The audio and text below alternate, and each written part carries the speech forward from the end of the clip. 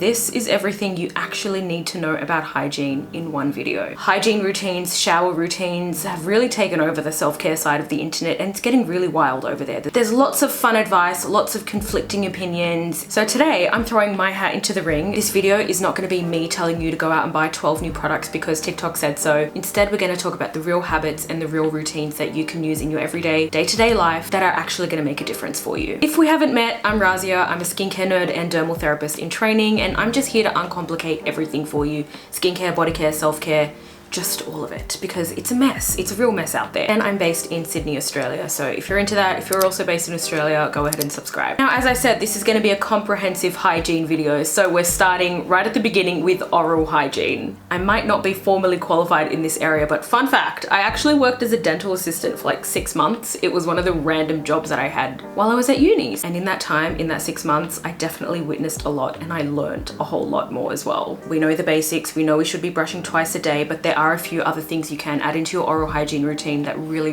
make a big difference. The first tip that I can personally vouch for, and I absolutely swear by, is investing in a water flosser. I love my water flosser. I think everyone should have one, whether you're a regular flosser or not. It's not a complete substitute or replacement for using a string floss, but if you are a lazy flosser like I am, or you just really not the best at it, using a water flosser makes a huge difference here. It's not a complete substitute for a string floss, but it's definitely better than nothing. The second tip that I also personally vouch for and thoroughly enjoy doing every single day is using a tongue scraper. Yes, brush your teeth twice a day, it's really important, but if you're not cleaning your tongue as well, you don't really have a clean mouth. That's just my personal opinion anyway. It gets really gross, guys. It harbors bacteria, all the debris and everything kind of just collects and sits on there. You can take your toothbrush as well and use that to scrub your tongue, and then follow that with the tongue scraper to get everything off.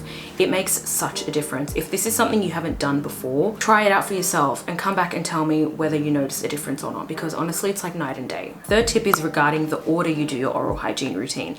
A lot of people, especially on TikTok, you see a lot of people talking about oral hygiene, or when they're doing their get ready with me's or daily vlogs, you see the order that they're doing their routine in the morning, and so many people are getting this part wrong. The only correct order, don't argue with me, go and argue with your dentist, is to floss, mouthwash, and then brush. And then once you're done brushing, spit and don't rinse. You shouldn't be doing two things. You shouldn't be using mouthwash after you brush your teeth, and you shouldn't be rinsing your mouth after you brush your teeth, especially if you're using a fluoride toothpaste, which you should be doing. You need the fluoride to stay behind and give it some time to actually get on the teeth and do what it needs to do. If you go ahead and rinse your mouth straight away, or take some mouthwash right after brushing, you've never given that fluoride a chance to do anything. Fourth tip is less about hygiene and more just about general knowledge, but it's worth mentioning because I think a lot of people don't know this either. You should be using the softest toothbrush you can get your hands on. I didn't know this my whole life either until I was working at the dentist and he told me himself. I only buy the extra soft toothbrushes myself, and that's all I'll use, and I'm really gentle using them as well. Using a really hard brush, using a lot of pressure when you brush, and being really abrasive does so much damage to your teeth and to your gums over time. Doing that every day for years and years is going to lead to all sorts of problems down the line, like gum recession. It's also destroying the enamel on the teeth, and that's going to lead to all types of like pain and teeth sensitivity and just all this stuff you really don't want to be dealing with. Once your gums recede, they're not coming back, so you might need gum grafts and all this stuff you really want to avoid. So soft brushes, soft pressure only. And the fifth and final tip is to go and get a checkup regularly. It should be twice a year. If you can't do twice a year, then at least once a year. Go and get a checkup and a clean. If you're watching this right now and you haven't gone to the dentist in a couple years, pause the video and go and book an appointment right now. Maybe it is a bit weird that I'm discussing oral hygiene, but it's important. So if this helps just one person out there, then, you know, I'm glad. That's oral hygiene done. Let's get into the fun stuff now and talk about some body care hygiene. It might be all fun and games over on showertok, but they have everybody so messed up. So apparently body wash doesn't actually do anything, and it's only there for smell and moisture. You have to use a bar soap, but not like a Dove bar, because that's not made from actual soap. You need to go and find an actual soap bar, but that's also not enough, so you have to use an antibacterial soap as well. And don't forget your oil cleanser first, because we have to double, triple cleanse our bodies. And don't forget the most abrasive body scrub you can get your hands on, because we haven't done enough cleaning yet. And you have to do every single one of these steps every single day. And if you don't, you're a dirty, stinky rat.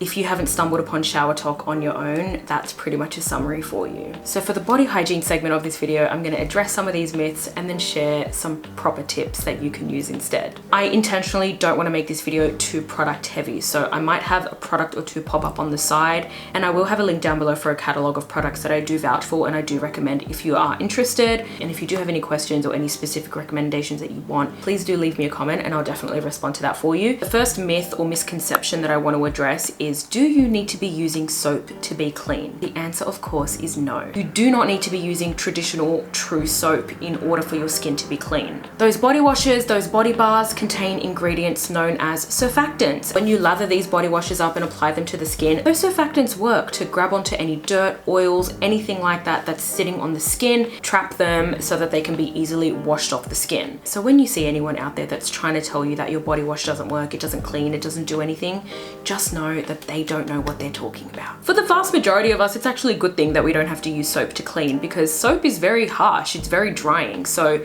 it's great that we have these alternative surfactants and these other body washes and body bars where they can mix in these hydrating ingredients, and that way cleansing our body doesn't have to be this overly harsh and drying process. It's really strange because we seem to understand that overly stripping the face is not good. Using a shampoo that makes our hair squeaky is not good. For some reason, when it comes to your body, the more scrubbed out and dried out your skin is, the better. It makes absolutely no sense, but there you go, that's the internet's logic for you. Off the back of that, I do want to talk about antibacterial body washes because they do have a time and place if you have a need for them. The first scenario that can benefit from antibacterial wash is with preventing or reducing body odor. Body odor develops not because of the sweat itself, but because of the bacteria on the skin. Once the sweat comes in contact with that bacteria, that's what produces the smell. And this body odor is not something that occurs all over the body. It's only in certain regions of the body where we have a different type of sweat gland. We've got two types of sweat glands on our bodies. The one that can be a little bit problematic sometimes is the apocrine glands, and these glands are found in our pits and our groin areas, and that's why those areas produce more of a smell.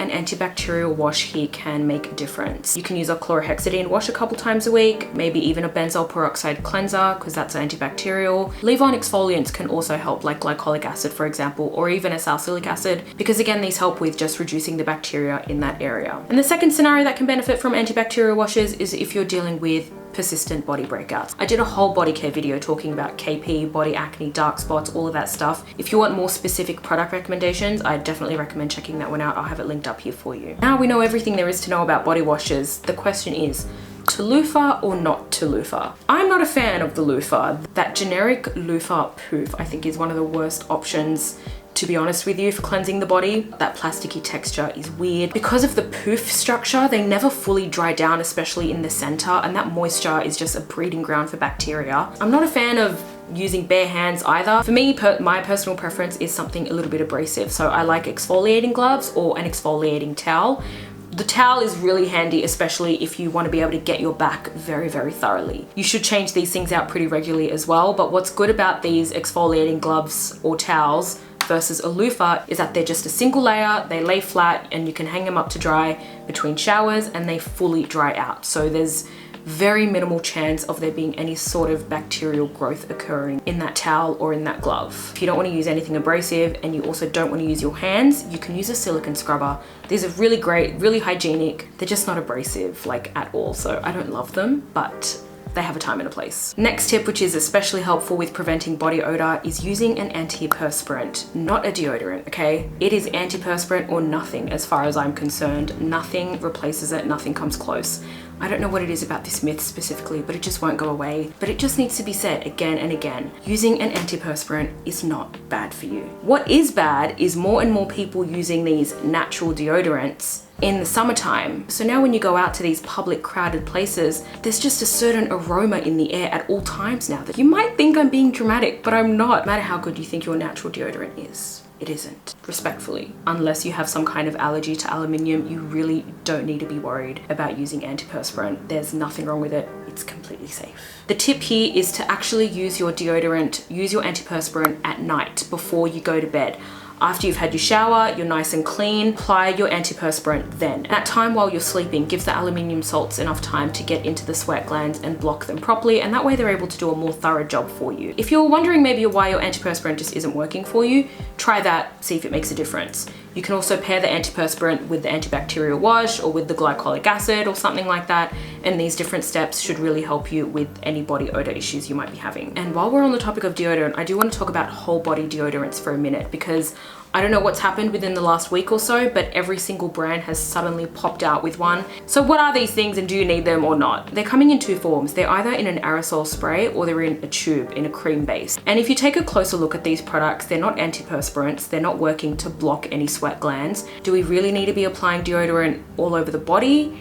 Probably not, because the body odor is not coming from the entire body. It's only coming from certain regions. These whole body deodorants are not antiperspirants. What they do instead is provide a fragrance, of course, and they also have an ingredient or maybe a few ingredients in there that are supposed to have a drying effect on the skin. So you can apply it like where you have any skin folds, whether it's like under boob or like under any rolls or anything like that. Places that can get sweaty and that sweat and that moisture just kind of sits there and collects, and maybe it can get a bit uncomfortable and itchy, especially like in the summertime or after working out or something like that. And these whole body deodorants provide that drying effect so you don't get that uncomfortable, wet, sweaty feeling in those areas. But if you're regularly showering and cleaning yourself and wearing clean clothes and things like that, those areas, they really don't develop like a terrible odor anyway, so whether you need it or not, I think it's mainly for comfort. I did tell you we were going to talk about everything, so now let's discuss stinky feet. And here I was thinking that the oral hygiene was weird. As we were speaking about these whole body deodorants, I've noticed that a lot of them are marketed for use on your feet as well, which I find quite interesting, to be honest with you. When it comes to your foot care, your foot hygiene, preventing that foot odor smell, you obviously do have to be cleaning your feet regularly. When you are in the shower using that body wash, you need to be scrubbing your feet.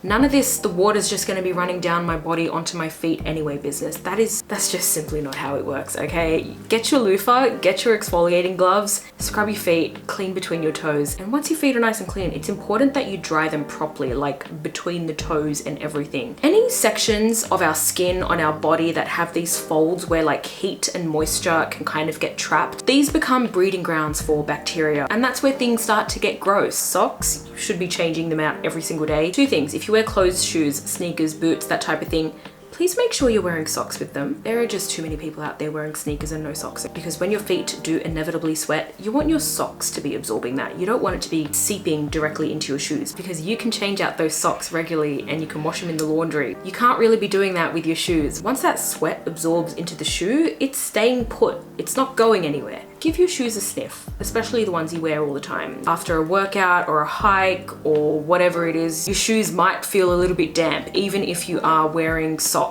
If that's the case for you, you do need to be letting your shoes dry out in between wears, because otherwise that smell, I'm telling you, you might not notice it, but I promise you it's there. And it is quite the pungent smell as well. You know, once you smell it, you can't unsmell it type of a thing. And finally, to wrap up all things body hygiene, let's talk about feminine hygiene. Do you need a feminine wash? And the answer is no.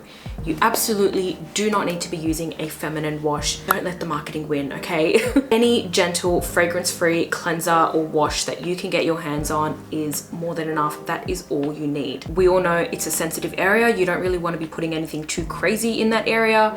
So just keep it gentle and really basic. And again, it's an enclosed area, so you want to keep it dry. And the final like feminine hygiene tip that's like a proper game changer is making sure you're only wearing like breathable fabrics. Any underwear, tights, anything like that, you want to make sure there's airflow. And if you're wearing fabrics like nylon, polyester, like all those seamless undies or like skims type fabrics, all of that's like pretty terrible to be wearing on a daily basis. It's really important and it makes a huge difference. That's all the body stuff done. I quickly want to touch on like hair and scalp hygiene as well. I really only have like one main tip for this, to be honest with you, and that is to make sure you are washing your hair and washing your scalp as often as it needs it. I think for a long time there was all this messaging about like oil training your hair and not washing your hair for as long as possible, no matter how oily your hair was getting, just so your hair can get used to it and learn how to produce less oil. None of that is true. If you have an oily scalp, oily hair, there's nothing you can do to change that. You need to be making sure that you are washing your hair as frequently as is needed,